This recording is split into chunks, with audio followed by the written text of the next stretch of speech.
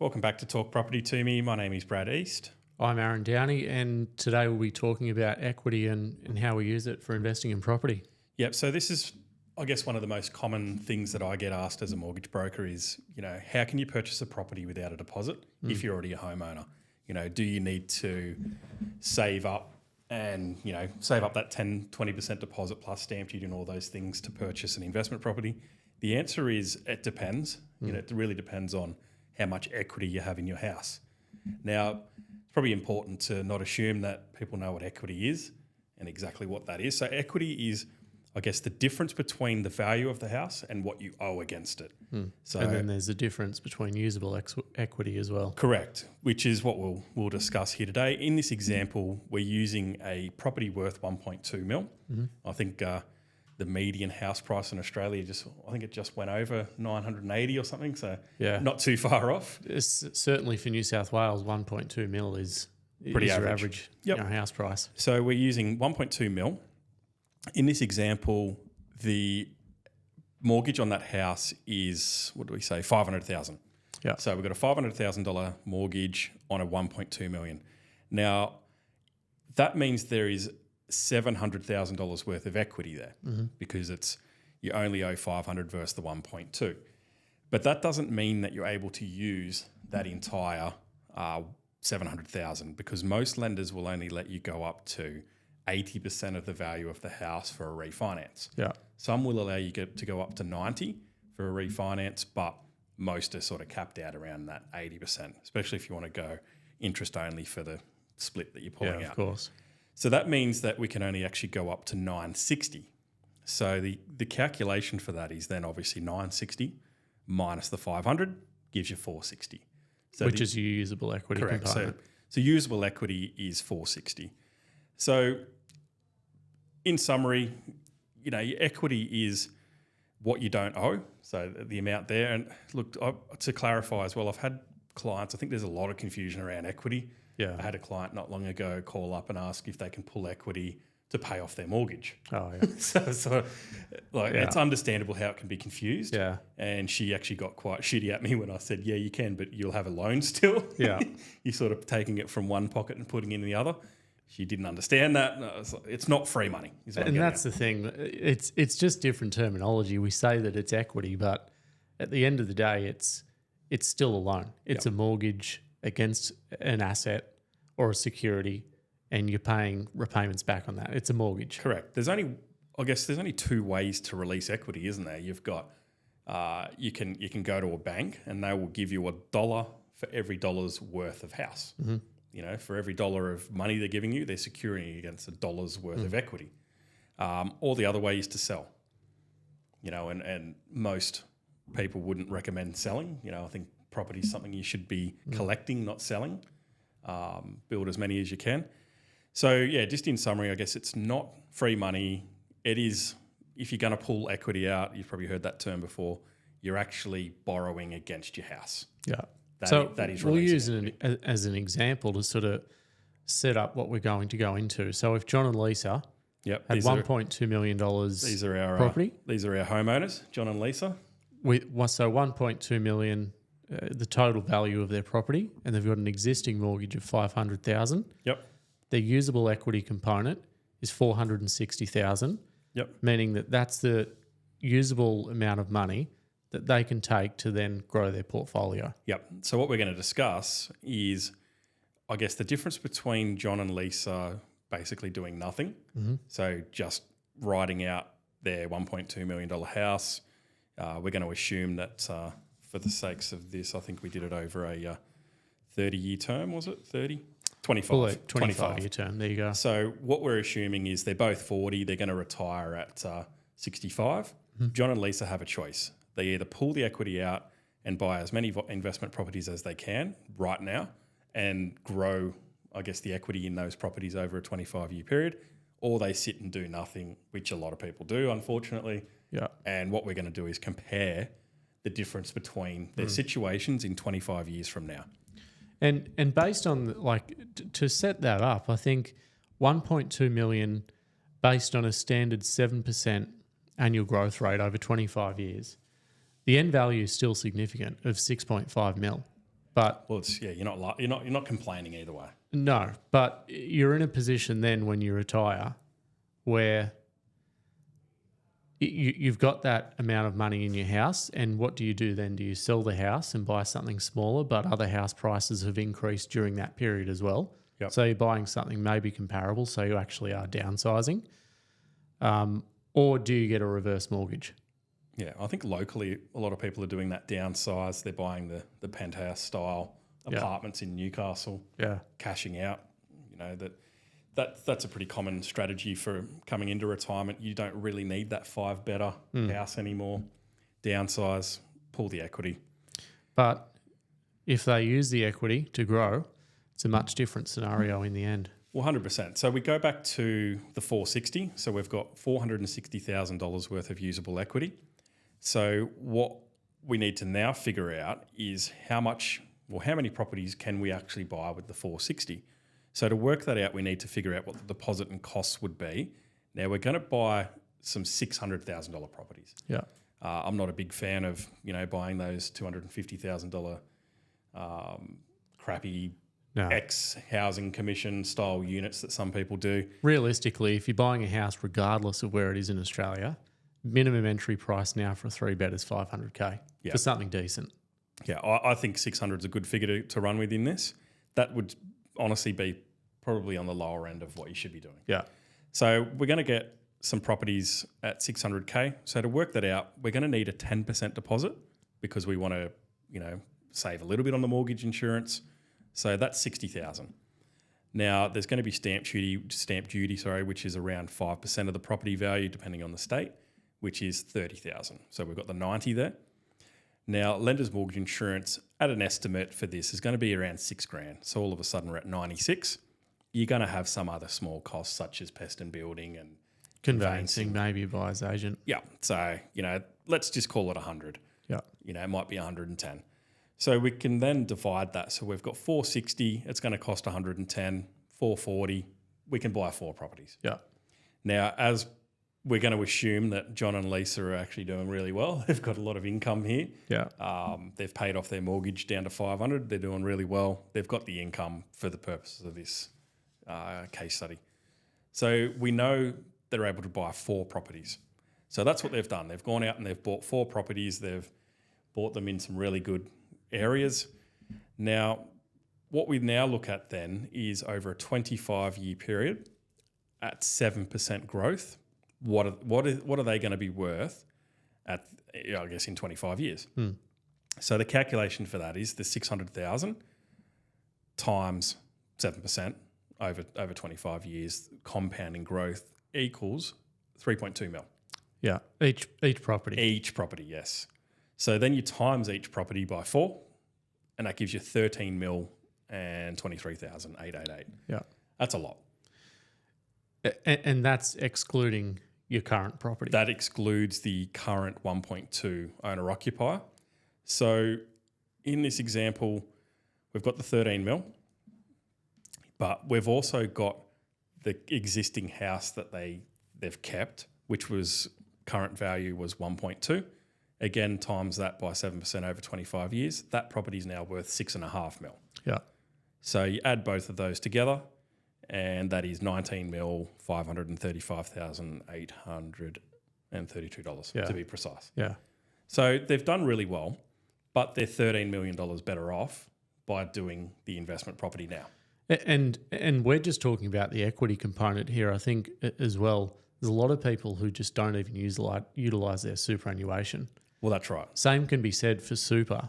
If you've got, even if you split that in half, if you don't have the 460,000, if you've got 230,000, you split that 13 mil in half, you're still looking at a decent, property portfolio by the time of retirement. Oh, there's a reason why people are doing self-managed super funds. Yeah. Because you can leverage and buy property. Yeah. You can't do that with an industry fund. Exactly.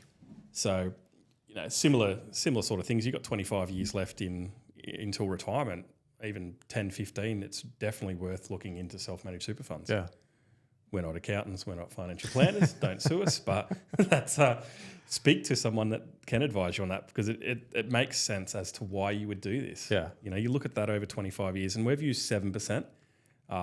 That's sounds ridiculous, but that's actually quite conservative. Oh yeah, It's yeah, you know that some properties that, well, I think we did it in a previous episode, they're sitting at like 15-20% per annum. Some markets are insane, and a lot of people hear that 13 million from, or sorry, 3.5 million from 600,000, and think that surely that these properties can't reach that figure. But when you look at properties back in the 70s and the 80s or even the 90s, like there's a property in Manly that I went to auction to that sold for 21.5 million. And the sale previous to that was 300,000. Yeah, it's mental. Like it's going to happen, and it just because it sounds sort of so unrealistic, people sort of don't invest, I guess, for that reason. But property prices will get there. 100%. And we're just in the summary of their position, the net profit for those investment properties over the 25 years minus the initial mortgages is 11 million. Yeah. 11,300,000. Yes, you are going to, I guess people are watching going, you're going to pay tax on that. But if you're making money, you're paying tax. Yeah. If you don't want to pay tax, don't make money. And I think an important note on that. Go get a job at Macca's drive-through. Regardless of your marginal tax rate, capital gains tax is cheaper. Yeah. 25% because you've got the CGT exemption. Pay the 25%. Yeah.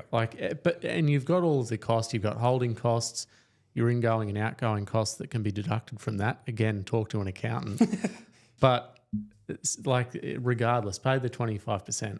It's not bad. Like, as I said, I hear people say it all the time. They're buying investment properties to reduce their tax. Don't buy investment properties to reduce your taxable income. Buy investment properties to pay tax because you've earned a shitload of money. To increase your income. Think about it. Would you? Let's break that down. Your boss comes up to you and says, "Hey, Aaron, I know you are your boss. He's really nice to you. I'm going to pay you $500K a year instead of $200K." Would you say to him, "No, don't do that. I don't want to pay the tax on that. I'm not paying tax on $500K, mate. Just give me the $200." Yeah.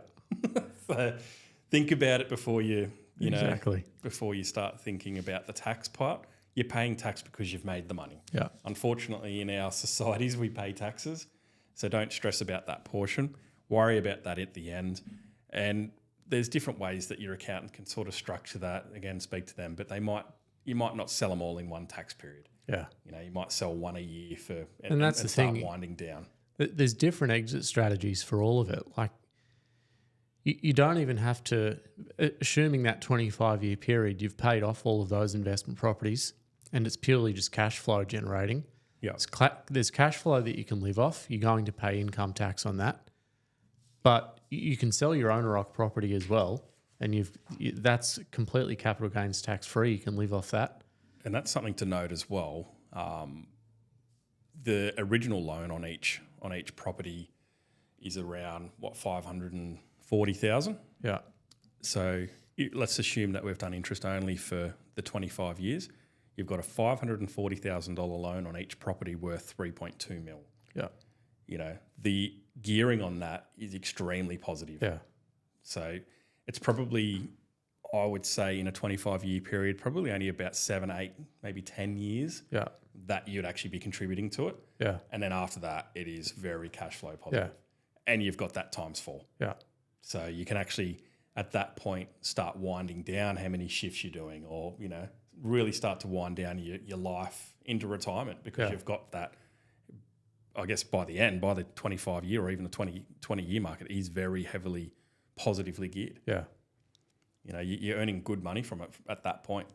So that's, I guess, one thing that, one reason I guess people do choose to do that interest only is you're not relying on paying off the mortgage to get that positive gearing. You're relying on the capital growth. Yeah, exactly. So, it's going to catch up eventually. Yeah. And look, there's different strategies out there, and I get the whole balanced approach with, getting high yielding properties to support growing your portfolio. But to get positively geared properties initially, I think, is just a stupid strategy. Yeah. Because you're paying tax on that. It's marginal income anyway. You want to be, in my opinion, as close to neutrally geared as possible. Yeah. And just focus on growing your asset base because that's going to increase your wealth. You're going to have to spend money to make the money. Yeah. It's as simple as that. And in these situations, the $540,000 per property is considered good debt because you're making money on it. Yeah. The $500,000 that's secured against the $1.2 million property, that's considered bad debt because you're not making money on it. You would use the income from the rent in that positive gearing situation to pay that off if you hadn't already. What about, and I'm asking you because you're doing the finance, but if you've got, let's just say, you've maintained $500,000 on your principal place of residence, and you're starting to become positively geared in these new investment properties after 5 or 7 years, can you increase the loan balances on the investment properties, pay out your principal place of residence, and make that portion then tax deductible? Short answer is no. And the ATO nerds sitting there now are nodding their heads. The short answer is no. It's based on the original purpose of that loan. Yeah. So the original purpose of your $500,000 is owner occupied. If you're pulling it out of one pocket and put it in the other, it doesn't make it tax deductible. What if you increase the balance to do a renovation? If you do it for tax deductible reasons, so income generating reasons, you're renovating the investment property. Yeah. And then you do what you do with the money afterwards, whatever. That's not my problem. But as far as we would put it to the bank, it's for investment purposes. Yeah. We did recently do a loan literally last week that was very similar sort of situation. The client, however, was able to justify that they spent $150,000, I think, in preparing it to be an investment property. So then they were able to pull that $150,000 out of that mortgage to increase it and then pay that off the property that they've just purchased to live in. Yeah, okay. So as long as, I guess the short answer is no, but if your accountant's happy to justify that with you, because you're not arguing it with the bank, you're going to be arguing it with the ATO. Yeah, of course. So that's the key. And shuffling it from one pocket to the other isn't worth it unless it is going to be for tax deduction reasons. Yeah, 100%. If you're just pulling it out of an investment property to pay it off and it's not going to change the outcome, what's the point? Yeah. Especially when it's a $1.2 million place with $500K on it. Yeah. Well, it's actually going to be $960 by the time we pull the equity out, but that is something you could do as well. So good little segue into that. So you've borrowed the $460 against the owner rock. Mm-hmm. What you could do, because the way I would actually structure that would actually have 5 loans against their owner rock. So I would have the $500,000, and then I would have 4 splits of 110, which we discussed. What you could do as the equity builds in those 4 investment properties is increase those loans to release the equity against the owner rock. Yeah. So eventually there's no 460 secured against the home. Yeah. You've got that equity back. Yeah, of course. Yeah. That's probably something I would do and wouldn't be in a hurry to do so. Maybe after 5-6 years, there'd be enough equity. Yeah. Or probably even less, 3 or 4 years, there'd be enough equity to do so. 100%. And at that point, then I guess it's up to John and Lisa whether they would go again. Yeah. What's their position looking like at that point? Do they purchase again? It depends on their income and how well they're doing. And that's the thing. Like we've used examples to take 4 properties on here, but same example could be said for 1, 2, or 3 properties. 100%. You've got, we've done 4 times 600. You could do 2 times 1.2. Yeah. And at the moment, like the yields are up right now, so it's really good. 3 or 4 years ago, it would have been hard to hold on and actually retain that mortgage. But properties in Newcastle at around that mil to 1.3 mark, you're still looking at a 4% yield. Here's a question back to you: would you prefer 4 properties at 600K or 1 property at 2.4? Or 2 at 1.2? I'd prefer 2 at 1.2. 2 at 1.2? It's less to manage and the yields are there to support it. It's going to be a nicer area. It's going to be a nicer area, probably a better growth. Yeah, you'd already argue that it's got higher income levels per capita there because it's already worth 1.2. Yeah. Yeah, I agree. So, When you're getting up to those, if you're buying a single property at that $2 million mark, you're looking at 1% yields and typically higher vacancy rates. And days on market when you want to sell. Yeah. You need a good market to sell at that level. There's a property right next door to my place. It sold, I think, for 2.2, maybe 2 years ago. They leased it straight away for $900,000, which is a terrible yield. 900 a week, was it? 900 per week. Yeah. They've increased it now because the tenants just left to 1,200 a week. Which is still terrible. It's still a terrible yield. So so the 1.2. 1.2. But whichever way you structure it, the outcome's going to be the same. Yeah. It's the total value times that 7% per annum. Yeah. But that's it for today. Pretty quick one just to run through and sort of make everyone aware that purchasing now and taking advantage of that capital growth over a longer period is very beneficial. If we were to break that down instead of 25 years over 10 years, it's going to be a completely different outcome. Yeah. It's the amount of time in market that's going to really benefit you after that 25-year mark. Yeah. So that's it for today. Thanks for joining.